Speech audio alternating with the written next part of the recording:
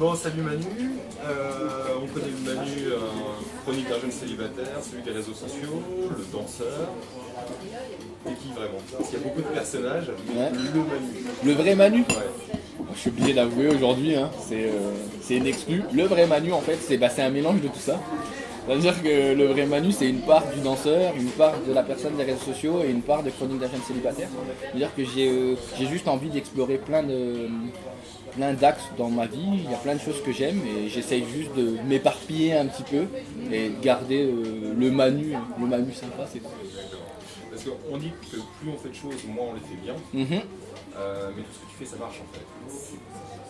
Ah, oh, c'est un grand mot, ça marche, ça va, ça fonctionne, on va dire que je m'en sors pour le moment, mais si tu veux exceller, malheureusement il faut choisir un domaine.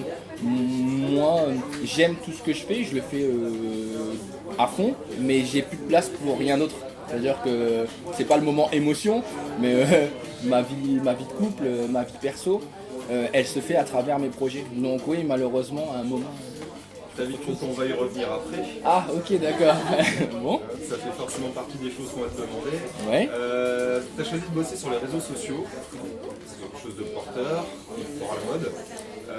Visuel, t'es venu comment? En fait, c'est depuis que je suis... il y a 3 ou 4 ans, j'ai commencé par faire un blog sur les réseaux sociaux parce que je trouvais le domaine intéressant.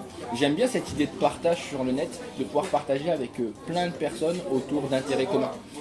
Et en partant de ça, j'ai eu la chance de pouvoir partir au Canada, j'ai fait mes études là-bas, et là-bas ils sont beaucoup plus en avance que nous, et ils ont réellement compris cette notion d'interaction, de partage, d'échange de communauté. Donc j'ai travaillé beaucoup là-bas, et quand je suis rentré ici, j'ai juste voulu le mettre en pratique. C'est-à-dire que tu peux en parler et dire ouais c'est super, mais montrer aux gens qu'on peut faire des choses dessus, ben, c'est mieux. Donc quand je suis rentré à Dunkerque, j'ai essayé de le faire sur différents domaines, que ça soit la danse, que ça soit l'amour, ou que ça soit sur des projets comme dans l'assaut. Par rapport justement aux réseaux sociaux, ou à tout ce que tu as pu écrire, ton voyage au Canada aussi, tu avais un blog de là-bas. Oui. Sur ce blog-là, tu parlais un peu québécois de temps en temps, il te reste un peu l'accent Petite tabernacle, non pas beaucoup. Hein. Non, vraiment pas, je m'en calisse. Non, vraiment, j'ai perdu beaucoup, mais en fait, c'est si je retourne là-bas, je pense que je le récupérerai. J'aimais beaucoup, c'est comme un accent ch'ti avec un peu plus prononcé en fait, c'est tout. On te demandera peut-être tout à l'heure de nous en refaire un petit bout. Oh là là, tu me demandes beaucoup là, c'est dur hein. Oui, ok, je t'ai pas encore à la fin de tes surprises. Okay. Par rapport aux réseaux sociaux, tu tiens des conférences aussi, je crois qu'il y en a une prévue le 18 mars. Oui, parce que il y a, enfin, moi je les utilise pour des projets perso, mais pour les entreprises, pour les auto-entrepreneurs, les réseaux sociaux sont réellement un moyen de communication qui peut être très intéressant à partir du moment où on sait bien s'en servir, où on est conscient de ce qu'on va faire dessus. C'est souvent le gros problème, les gens vont dessus en disant ouais je vais aller sur Facebook et c'est sûr je vais avoir du monde. Non. Il y a 500 000 personnes dessus, les gens ne vous attendent pas. Donc si vous n'êtes pas capable d'apporter quelque chose de réellement pertinent aux gens, où ils ont quelque chose à gagner, ça ne servira à rien. Donc là-dessus, pouvoir aider les entrepreneurs, parce que souvent les gens ont des bonnes idées, mais ils pensent qu'en allant sur les réseaux sociaux, comme ils ont la bonne idée, ça va marcher. Non, malheureusement, il faut travailler un peu dessus et comprendre vraiment le processus de chaque réseau. Trop de réseaux sociaux, ça risque pas de tuer le réseau social justement? La question forte. On va dire que... oui et non. C'est-à-dire que si on va sur tous les réseaux, juste pour être sur les réseaux, ça sert à rien. Si maintenant on va sur plusieurs réseaux, mais qu'à chaque fois on a une cible, qu'on a une stratégie, qu'on sait exactement ce qu'on veut faire derrière, il n'y a pas de souci. Maintenant, à côté de ça, il faut avoir du temps. C'est-à-dire que si tu as une présence sur 10 réseaux, c'est cool, c'est bien parce qu'on te connaît sur la toile. Mais si maintenant tu n'as pas le temps de pouvoir tout simplement mettre de l'information, publier du contenu, pouvoir réellement interagir avec les gens, proposer un service novateur, avoir un concept original, dans ces cas-là, je préconise aux gens de prendre 1 ou 2 réseaux, mais de bien le faire. Des projets différents, nouveaux, court ou long terme? Oui, plein. Le développement de chronique d'un jeune célibataire. Un jour je vais arrêter, mais là pour l'instant je le suis encore pour le moment, donc j'en profite. Projet de livre, des questions à chronique, donc des sortes de Skype à plusieurs personnes pour pouvoir répondre à des questions sur l'amour, des projets dans l'échange et partage, des nouveaux projets qui arrivent sur les réseaux sociaux, beaucoup de sensibilisation, mais de n'importe quel âge, des seniors, des juniors, des entrepreneurs, des projets de danse, le Dance With Me 5 qui arrive tout doucement, la préparation des nouveaux projets des jeunes qui arrivent, parce que on est dans l'échange et partage, mais j'ai pas vocation à rester. Le but c'est que l'association soit reprise par un jeune, parce que c'est ça l'état d'esprit. Donc on est en train de voir les petits jeunes qui montent en force pour arriver, comme Mohamed par exemple, d'AMEPDK. Et puis après des projets perso, ouais, je vais peut-être faire ma vie à un moment, ça serait bien, ça serait pas mal. Alors justement, t'en as parlé, les chroniques d'un jeune célibataire, tu dis qu'il y a un projet de livre, l'éditeur est trouvé?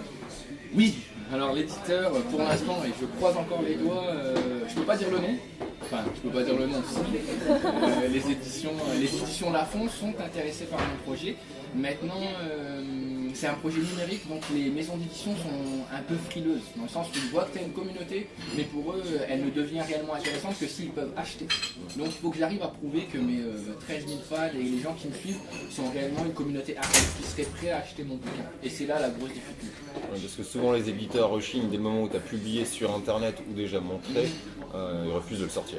Mais ça dépend après le trafic et l'affluence que tu as sur ton site ou du moins dans ta communauté. Le fait d'avoir sorti des textes, oui c'est gênant, mais si tu es capable de faire un mix d'anciens textes et de nouveaux textes, avec en plus l'appui de tes communautés, tu es sûr de pouvoir avoir un mix gagnant parce que les gens te connaissent déjà, tu as un capital sympathie qui est déjà fait, et en général quelqu'un qui t'aime bien, il va acheter plus facilement. Bon, quelqu'un qui t'aime bien, chronique d'un jeune célibataire, on en est où là? Je sens ta question, j'en suis encore célibataire pour le moment. Pour le moment, mais on va dire que Chronique d'un jeune célibataire n'a pas vocation à continuer. Et il s'arrêtera quand il s'arrêtera. Je pense que le livre sera un beau final. Parce que mon but en fait c'est de pouvoir montrer réellement par le projet, hein, c'est de parler d'amour, mais surtout de pouvoir montrer que t'as pas besoin d'avoir des grands moyens pour pouvoir réaliser un projet. À partir du moment où tu as une passion et que tu en es sûr et que tu as envie d'aller au fond, tu peux y arriver. Chronique, c'est exactement ça. Les gens qui me suivent, déjà de 1 parce que je suis fier, parce que c'est beaucoup de Dunkerquois. C'est des gens, c'est des amis, c'est des personnes que j'ai rencontrées en soirée, c'est des personnes que j'ai vues au carnaval qui t'arrêtent, qui disent hey, Chronique. Tu dis ouais d'accord, ok. C'est des gens vraiment qui sont proches de toi. Et les autres, c'est juste des gens qui ont aimé ta passion, qui ressentent tout ce que tu vis. Et c'est juste ça l'aventure. Pouvoir continuer avec eux, faire mon livre et que ces gens-là achètent mon bouquin, pour moi, à partir de là, j'ai réussi ce que je voulais. C'est tout. T'as avec brio éludé la question. Donc, en passe de changer, oui, parce que, bon, je vais pas te dire qu'on a reçu les centaines de mails, hein, parce qu'on a dit à personne qu'on allait te parler aujourd'hui. Maintenant, je pense que ça peut intéresser des gens. Oublie pas qu'il y a ton pote derrière qui pourrait me répondre si jamais tu me mens. D'accord. Oui. Célibataire, toujours, petite piste. Célibataire en fin de célibat. C'est rien, je veux dire ça existe, non? C'est le nouveau mot. Ouais, en fin de célibat, rien, merci. En fin de célibat, on va dire ça. Ouais. Il y a quelqu'un qui a touché mon cœur et on va voir comment ça se passe. On souhaite que ça marche. On va passer à la petite séquence émotion, là, 2 petites vidéos à te montrer. Allons-y. T'as un iPad ici. On va mettre un peu de son. Hop. Et tu pourras appuyer sur play dès que je te le dis. Quand tu veux.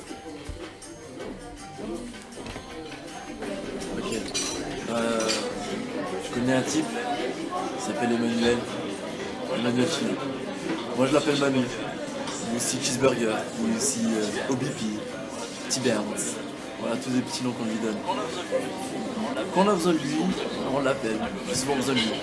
Allô Manu, j'ai un problème. Allô Manu, j'ai un projet. Allô Manu, tu connais une fille. Mais sinon voilà, mis à part ça, plus qu'un pote, plus qu'un frère. C'est quelqu'un avec qui j'ai grandi, on se connaît depuis comme ça. Et voilà, on était pas pour moi. Je suis resté là. Et sinon voilà, impeccable. C'est mon pote, c'est mon frère, c'est Manu. Voilà. Alors, Qui est cette personne? Mais qui peut-être cette personne? M'amène l'homme que l'on nomme Nono Brown. C'est mon meilleur ami de longue date. c'est avec lui que j'ai fait tous les plus gros projets, toutes les plus grosses bêtises, toutes les plus grosses embrouilles avec les filles aussi, hein, ça doit être avec lui que j'ai fait ça. Et celui qui restera, je pense, mon meilleur ami sur toute ma vie. Une personne entière, magnifique. Quelqu'un que tout le monde doit avoir dans sa vie. C'est nul à dire, mais c'est vraiment ça. C'est le meilleur ami par véritable. Je veux juste te dire ça. Donc ça c'était Nono, on a une deuxième petite vidéo à te montrer sur laquelle on voudrait que tu réagisses un peu et tu as même le droit de te lever si tu as envie. D'accord. Tout de suite, hein. Je pense que tu vas pas résister.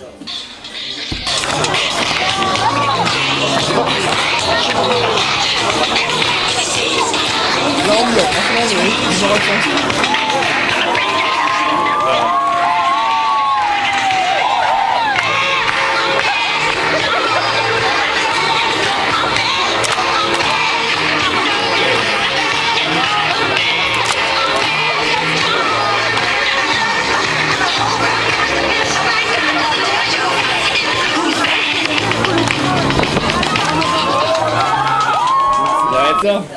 Ce projet-là, raconte un peu. La flash mob. Personnellement, un des plus beaux souvenirs de ma vie à Dunkerque. C'est étonnant en fait comment les Dunkerquois sont capables de se réunir autour d'un projet commun à partir du moment où il y a du fun et qu'il n'y a rien d'autre derrière. On a fait la flash mob, c'est encore une fois avec Nono Brown, juste parce que je partais au Québec et on voulait faire quelque chose de drôle sur Michael Jackson. On en avait vu quelques-unes, on s'est dit on va faire ça entre nous, ça devait être entre danseurs à la base. On s'est dit on va essayer de le proposer aux gens. Et en fait les gens ont répondu de manière réactive, il y en a plein qui sont venus, il y en a plein qui sont ajoutés. On a eu un vrai mouvement, on a eu peur pendant une semaine parce qu'il y avait de la pluie à chaque fois. Tu sais qu'à Dunkerque, faire un événement dehors, c'est quelque chose d'impossible en La général. répétition qui se faisait sous la pluie. Ouais, voilà, c'est ça. Ouais. La flash mob sous la pluie, les gens continuaient à danser même sous la pluie. Et on a eu un tel élan d'affection des gens, un élan de ouais, on va danser tous ensemble, de dynamisme autour du projet, que bah, c'était énorme. Personnellement, dans tout ce que j'ai fait jusqu'à maintenant, et pourtant on a fait des scènes, on a fait des projets et tout, c'est le meilleur projet qui soit parce que tout simplement, tous les gens que tu vois, hey, flash mob, hey, c'était vraiment bien, faut qu'on refasse ça. Il y avait une union des personnes juste autour de la danse. Bah, Michael Jackson fait beaucoup aussi, hein, tu sais. Donc c'était super, franchement super, beau souvenir. On devait être quoi, 300 ou 200, 300, mais magnifique, franchement magnifique. C'était bien. Bon, merci Manu, qu'est-ce qu'on peut te souhaiter pour la suite Bah moi, j'aimerais bien, c'est possible de devenir journaliste dans le Canard. Hein, c'est possible. Non. On en reparlera. Bah écoute, rien, j'espère juste que l'année sera bonne pour tout le monde. J'ai pas réellement d'envie pour cette année, hormis être heureux et continuer ce que je fais, pouvoir rencontrer des gens bien sur Dunkerque et faire des projets avec tout le monde. Et puis si j'ai une chose que je voudrais vraiment, à part hormis la paix dans le monde, non, bah juste j'espère que votre projet va avancer et que on va avoir des beaux trucs encore à arriver. Mais je te retiens pour la vidéo et les moments émotions, hein, quand même, je tiens à te le dire. Merci Manu. De rien.